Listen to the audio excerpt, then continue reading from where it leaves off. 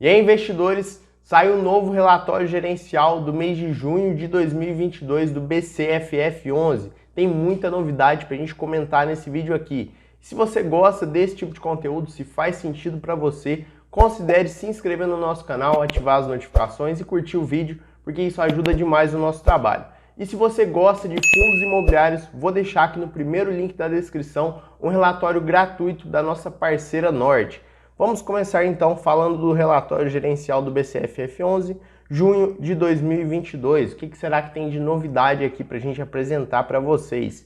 Pessoal, só passando rapidamente para quem não conhece, BCFF11 é um fundo imobiliário que investe em outros fundos imobiliários. Ele compra cotas de outros fundos imobiliários, beleza? Outros fatores importantes é que ele é administrado e gerido pelo BTG Pactual, tem uma taxa de gestão de 1,10% ao ano sobre o patrimônio líquido ou valor de mercado, uma taxa de administração de 0,15% ao ano sobre o patrimônio líquido ou valor de mercado, não tem taxa de performance, já fez 10 emissões até hoje, tem uma quantidade de cotas interessante e não tem prazo, o prazo dele é indeterminado e ele serve para qualquer investidor, então ele é para investidor em geral, qualquer pessoa pode investir no fundo imobiliário, beleza? Outras informações aqui passando rapidamente, valor de mercado 1,5 bilhão, valor patrimonial 1,9 bilhão e várias outras informações. Isso aqui é muito importante, pessoal, só para a gente poder se atentar a isso. Número de investidores, quase 300 mil investidores. Isso aqui é muito bom porque dá liquidez para o fundo imobiliário. 53 fundos imobiliários na carteira. Isso aqui a gente vai ver daqui a pouco. O BCFF11 ele reduziu a quantidade de fundos imobiliários que ele tem na carteira. CRIs também, 16 CRIs que ele investe diretamente. Vamos pegar agora algumas informações aqui rapidamente. Mensagem aos investidores. Vou pegar aqui, pessoal, a parte principal. Eu já li aqui, considerei algumas partes aqui como principais, mas você que quer investir no fundo imobiliário ou que quer se aprofundar um pouco mais, baixa o relatório gerencial do fundo também, dá uma lida por completo, combinado? Vou pegar aqui nessa parte. No Brasil, a aprovação do PLP 18, que reduziu o imposto federal para combustível e introduziu um texto no ICMS para certos setores, principalmente combustíveis, telecom, telecomunicação e energia elétrica. Resultou em uma revisão para baixo para a inflação de 2022, agora em torno de 7,3%, e para cima o IPCA de 2023 para em torno de 5,4%. Então é interessante, ver que um simples fato, vamos dizer assim, altera a inflação, altera várias outras coisas na nossa economia. Por isso que a gente precisa ficar atento a cada tomada de decisão que o governo faz.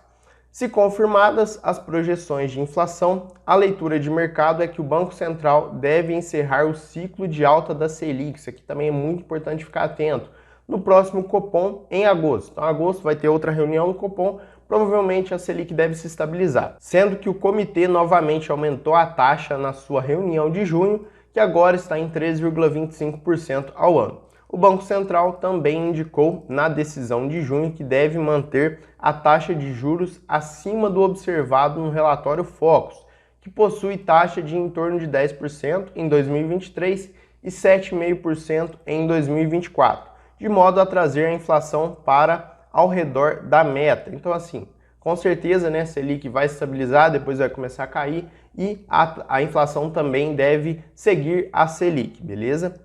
Nossa avaliação é que o Banco Central ficará com a taxa de juros estável em 3,75% ao ano até o final de 2023. Eu também acredito nisso, não vai passar muito de 14% ao ano no máximo, que impacta diretamente a alocação do portfólio do BCFF, que atualmente está em 57% em fundos imobiliários de CRIs e CRIs diretamente. Isso aqui é importante, a gente vai comentar também. Sendo que essa classe deve manter tal relevância nos próximos meses, em especial nos ativos atrelados diretamente ao CDI. Ou seja, pessoal, é muito importante a gente analisar se a Selic ela vai continuar subindo, se vai cair, se vai estabilizar, IPCA, a inflação, se vai subir, se vai se estabilizar. Claro, que Selic e IPCA normalmente costumam ter o mesmo comportamento, afinal a taxa Selic ela é uma ferramenta para poder frear, para poder controlar a inflação, mas o que estamos entendendo aqui é que com certeza a Selic vai ter uma tendência de queda, o IPCA vai ter uma tendência de queda, e isso é bom para o BCFF11, é bom para os fundos imobiliários em geral, é bom para o investidor, é bom para todo mundo, né? Inflação é ruim para todo mundo, inflação é horrível em todas as ocasiões, beleza? Então é isso que nós estamos entendendo aqui.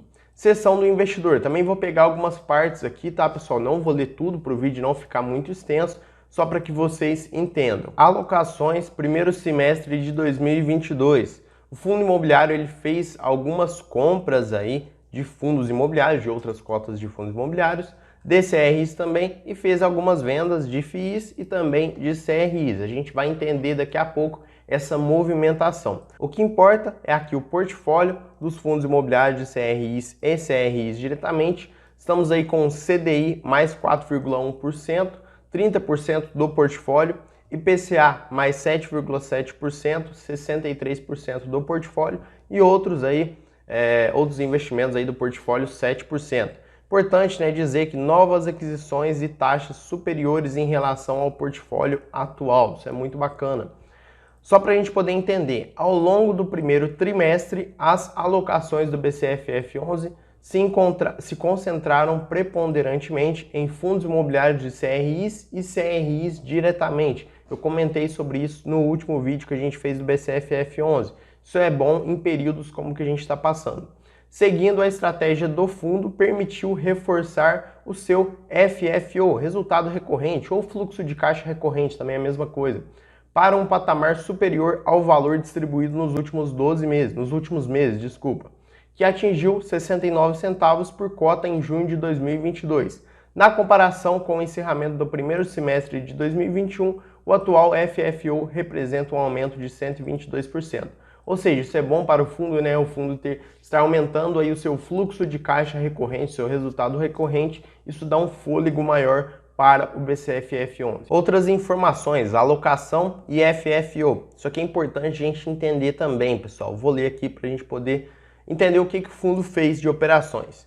Nesse semestre, o BCFF11 reduziu a quantidade de fundos imobiliários investidos de 65 para 53, como eu comentei para vocês no comecinho aqui desse relatório. O desinvestimento aconteceu, em grande parte, com o lucro nas cotas, 10 centavos por cota. Mas, embora tenha ocorrido desinvestimentos com prejuízo, assim como reportado nesse mês. Então, assim, tiveram alguns desinvestimentos que o fundo fez que teve lucro, mas que teve também prejuízo. Tomar cuidado com isso, né? No caso é normal, pessoal, estamos passando aí um período complicado, não só para os fundos imobiliários, para a renda variável de modo geral. Então, todos nós, eu acredito que vocês também se incluam nisso, estão tendo prejuízo aí em muitos ativos. Isso não é novidade.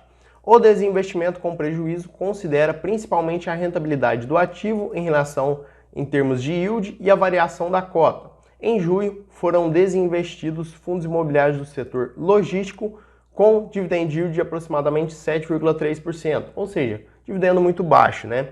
E sem perspectiva relevante de recuperação no valor da cota a mercado e aumento no patamar de distribuição. Então, assim, o fundo imobiliário ele identificou que aquele investimento que eles haviam feito não ia levar em nada, não ia virar nada, eles fizeram um desinvestimento mesmo tendo prejuízo em alguns. Sem mais enrolação, os recursos da venda do fundo imobiliário foram imediatamente realocados em CRIs com taxa de CDI mais 4%, que apresenta rentabilidade muito superior, na ordem de 17,2% ao ano, 2 vezes maior do que o investimento anterior e permite aumentar o FFO do BCFF11. Pessoal, então assim, importante, né, ver que a gestão ela é uma gestão ativa, está trabalhando bastante, identificou um problema, identificou ali investimentos que eles haviam feito que não ia virar em nada, não tem problema, né, faz parte da vida, muitas vezes nós erramos aí também, então o fundo ele identificou o problema e já resolveu o problema de outra forma. Aqui FFO não vou falar, tá, pessoal? FFO vem aumentando, isso é bom para o fundo, dá um fôlego maior, não vou ficar comentando sobre isso. Seção do investidor, estratégias do fundo imobiliário. 57% do portfólio estão alocados em fundos imobiliários de CRIs e CRIs diretamente. Isso é bom, isso é bacana em momentos como que a gente está vivendo. Estamos passando aí por alta da Selic, né? Vários momentos aí turbulentos em relação à inflação, Selic, economia. Então é importante a gente ter fundos imobiliários atrelados aí esses indicadores.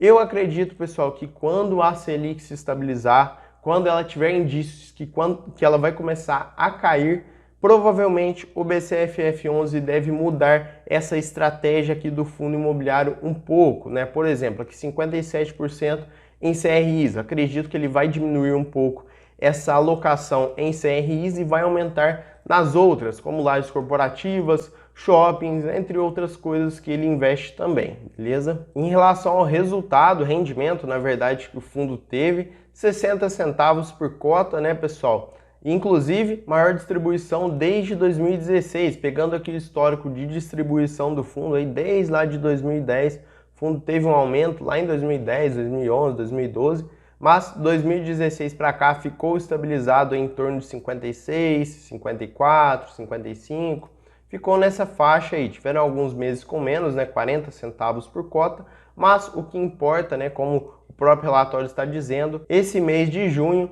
teve a maior distribuição desde 2016. Bem interessante. Será que o fundo vai continuar aumentando essa distribuição? Será que vai se manter? Comenta aqui para mim o que você acha sobre isso.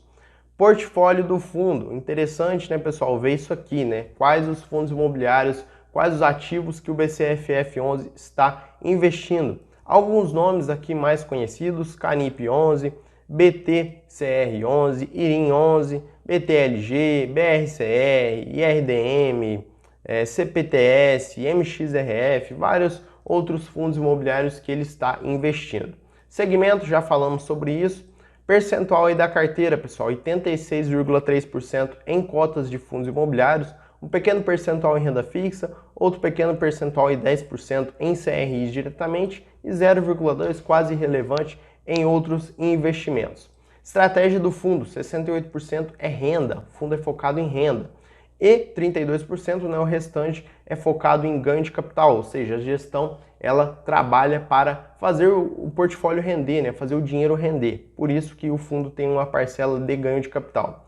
Em relação à cotação e rentabilidade, cotação do fundo vem caindo bastante, né, pessoal? E se a gente pegar os últimos 5 anos, claro que teve um momento aí de subida, teve um momento de aumento na cotação. Isso aconteceu para vários fundos imobiliários, mas desde janeiro de 2020 até hoje, o fundo praticamente está só caindo. Tiveram alguns momentos de alta, mas de modo geral o fundo está só caindo. Então assim, isso não acontece só para o BCFF11, não estou aqui para atacar pedra nele, mas acontece para diversos ativos aí. Estamos passando mais uma vez por períodos complicados. Isso é normal de acontecer. O importante, pessoal, é entender que renda variável é assim mesmo, passamos por vários períodos complicados, mas se for um bom ativo, com certeza ele vai se recuperar. Em relação aos resultados, né, demonstração de resultados aí do fundo imobiliário, junho, pessoal, ele teve um resultado menor em relação às receitas, se a gente comparar com meses anteriores, aí 19, 18, 17, 29, 18 e agora 15. Então, assim, teve uma redução, mas isso em função aí do desinvestimento que o fundo imobiliário fez. Isso é normal, depois o fundo ele reajusta isso. Resultado líquido, mais uma vez, diminuiu, né? Justamente por conta das receitas que também diminuíram, mas o importante, né, a distribuição do fundo, ela aumentou. Então isso é muito importante para a gente entender se o fundo ele está saudável ou não. Então é isso no vídeo de hoje, pessoal. Mais uma vez, comenta aqui para mim o que você acha do BCFF11. Você investe, não investe, tem intenção de investir? Mais uma vez também, baixe o relatório, primeiro link da descrição, é gratuito e eu tenho certeza que vai te ajudar demais na sua caminhada como investidor. Eu vou ficando por aqui, um abraço e até o próximo.